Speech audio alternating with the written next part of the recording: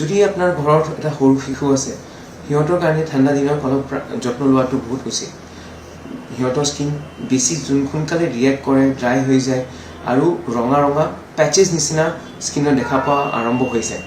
যদি প্ৰায় বাচ্চা যদি 1 বছৰ তলত আছে তেওঁলোকক স্কিনত নাৰিকল তেলটো দিয়াটো খুব ভাল মিঠা তেলটো একদম এভয়েড কৰিব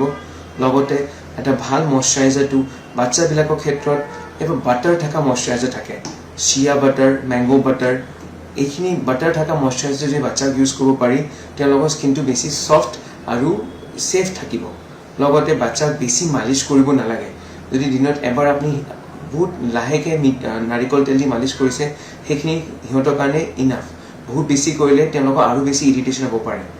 চুলিটো বেছি শ্যাম্পু কৰিব নালাগে সপ্তাহত 2 দিন বা সপ্তাহত 3 দিন যদি এটা বাচ্চাক মাইল্ড শ্যাম্পু আমি লগাব পাৰো সেইখিনি তেওঁৰ কাৰণে ইনাফ তাতকে বেছি দিলে তেওঁলোকৰ অসুবিধা হ'ব পাৰে স্কিনটো বেছি ইৰিটেটেড হৈ যাব পাৰে তেওঁলোকক বেছি গৰমৰ ওচৰত জুইৰ ওচৰত হিটাৰৰ ওচৰত বাচ্চাক আপুনি বহাব নালাগে তেওঁলোকৰ বডিত ব্ৰাউন ফেট থাকে তেওঁলোকক ইমান গৰম নালাগে তেওঁলোকক যদি আমি বেছি বাহিৰৰ পৰা বেছি হিট দিও তেওঁৰ স্কিন আৰু স্বাস্থ্যৰ কাৰণে বেছি বেয়া